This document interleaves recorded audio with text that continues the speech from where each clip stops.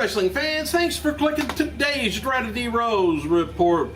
Days after AJ Lee, she was named Raw General Manager, no new GM's been announced for SmackDown brand. And WWE's website has a feature up asking if Friday nights really needs a Raw General Manager or not.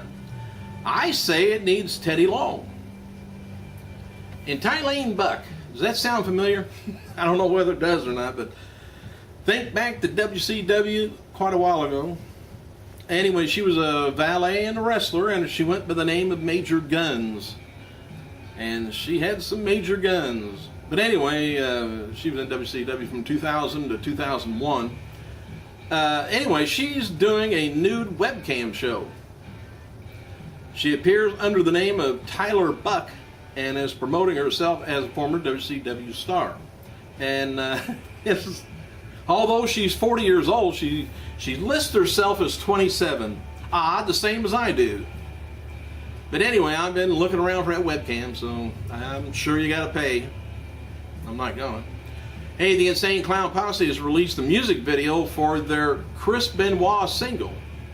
Anyways, for their upcoming Mighty Death Pop album. And as far as I know, I think, hopefully I didn't do anything wrong, but if you go on my Facebook page, I think you can find the clip over there. Unless you want to just find it on YouTube, you can. All right, today would have been the birthday of NWA star Mr. Wrestling. Tim Woods would have been 79 years old, 78 years old, my fault. And Nick Dinsmore, when he was Nick Dinsmore, when he was Eugene, somewhere in between, he used to go by the name of Mr. Wrestling in OVW. But this was Tim Woods. Nick's still around. On this day in 2007, the wrestling world lost a two-time NJPW Real World Champion, Karl Gotch, at the age of 82 years old. He was born in Antwerp, Belgium. Gotch was schooled in Greco-Roman wrestling from the early age and eventually competed in the Belgium 1948 Olympics. That's the reason I brought that up. Tommy Dreamer's House of Hardcore Promotions is going to be launching a wrestling school in Poughkeepsie. You can look that up if you want any more information on it. And Kevin Nash continues the rant about NWO being brought back and says he wants the WWE champion Punk involved, and he wants Punk to be the leader of it. He wrote, Punk can pick who he wants, if not me. I'm cool with that. Just think the brand is so strong and he could continue with it with his skills and edge. It could be true, but why rehash NWO? Why not just come up with his own little... Well, he had his own little troop for, straight edge, I think. All right, Alberto Del Rio won a fatal four-way against Kane, Bryant, and Mysterio on last night's SmackDown to become #1 contender for Sheamus's world title. No match has been made official yet for SummerSlam, but multi-man match for the title has been rumored. Got to give all them wrestlers a job.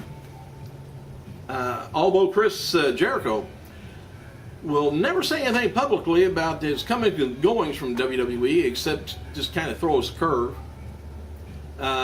Anyway, with him not being advertised for television events following SummerSlam August 19th, many employees believe he's going to be leaving the company shortly thereafter, at least temporarily. Former WCW announcer, remember old Stagger Lee Marshall?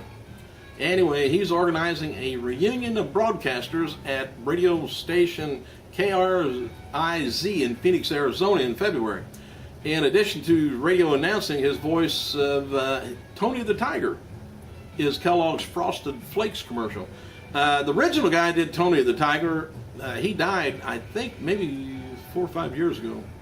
And they kind of just left Tony kind of voiceless. I think Lee Marshall would probably sound good as it.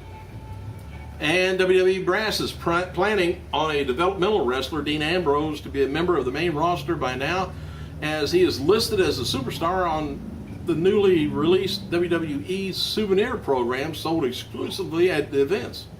People are probably looking at him and saying, who the hell is that? He's pictured is pictured appearing menacingly in traditional, wrestling trunks, billed as 6'4", 250 pounds, and hailing from Cincinnati, Ohio. He has been competed in numerous non-television matches for WWE since last year, but has not since June 16th for whatever reason. Hey, they also mentioned, I don't know if I mentioned that or not, they were thinking about, since the Legends deal coming back, was a high part of the ratings for Raw, Slater or whoever, takes them on, doesn't matter. But anyway, when they got brought back in, it was kind of a high point for ratings. So they're thinking about doing that, having one new legend per show to carry on with. That's a good idea. Hailing from one of the most storied and successful families in pro wrestling, Chavo Guerrero Jr. made his TNA, TNA Impact Wrestling. Sometimes I call it TNA, sometimes just Impact Wrestling, but his debut on Thursday after lauding to the Guerrero family and legacy and proclaiming that it's his time to shine in TNA, he was attacked by Gunner Kid Cash and took exception to his remarks. And Guerrero's aunt, Vickie, who appears for WWE as a mouthpiece for Dolph Ziggler. I don't know why in that article they had to tell us, as if we didn't know who it was, but congratulated her new nephew for his debut in a Nashville-based wrestling organization.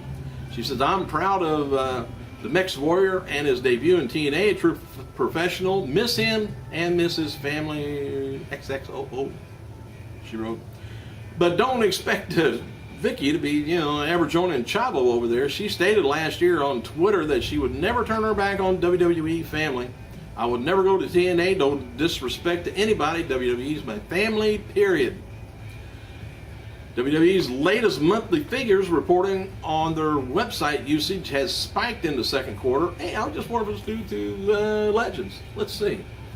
Pay-per-view pre-shows and more emphasis on the websites kind of likely been the cause for the increase. WWE saw a 3-year high in page views during the quarter, April through June, and a 3-year high in the numbers of minutes spent on their website per visit. Isn't that odd? They keep track of how long we're on there. That's for advertisers. Compared to WWE's revenues in the second quarter 2010-2011, WWE's domestic live event attendance was down slightly in the second quarter 2010 because we don't have no money anymore. And average attendance expected WrestleMania was 5,400, down slightly from 5,000, excluding Mania in the second quarter and 2011. And 5,800 in the second quarter 2010. Hope you got all that. Please make a note of it. I don't want to read it again. It's boring. Despite her departure from TNA Wrestling in April, Tracy Brooks is still featured on the company's website's knockout page.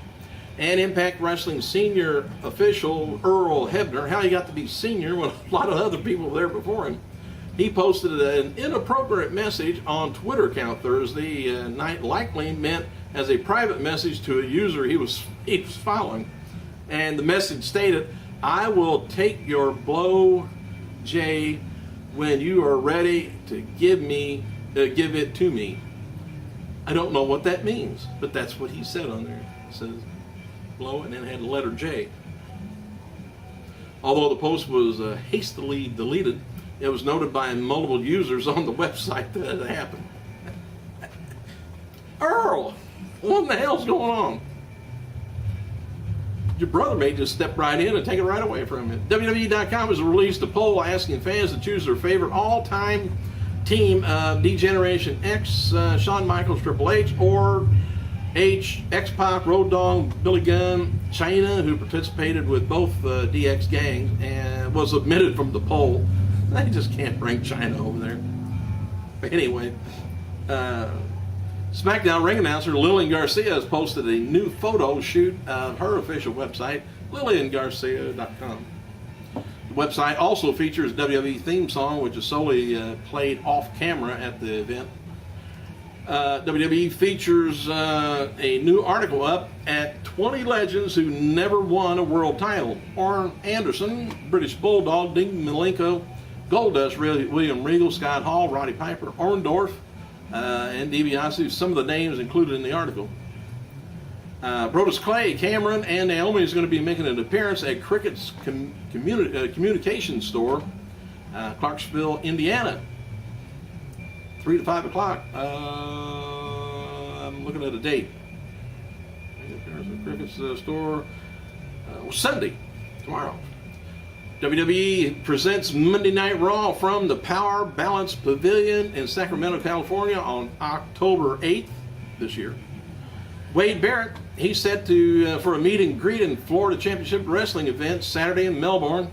And Eva Bourne is scheduled to for an autograph signing on August 2nd in Orlando. And for you guys wondering, here's a little bit of information here on Velvet Sky. Anyway, Velvet Sky's departure from TNA Wrestling this week has sparked rumors and speculations that the colorful grappler could eventually end up in WWE as a diva. Although it's the publicity unknown how WWE brass perceived the 10-year veteran wrestler, but Sky has at least one backer in the sports entertainment organization is the hardcore Mick Foley, who feels that she would blend in nicely with their array of female talent. When asked via Twitter whether the former knockout champion would make a great addition to the Diva division, he responded, now he said this, "I think Velvet Hollander, I guess that's her, Holler, would be a valuable addition to the Diva roster. I hope it happens." Velvet Sky acknowledges Foley's remark and in writing on her Twitter and says, "Thank you, Mick. And thank you guys for clicking in. I gotta go."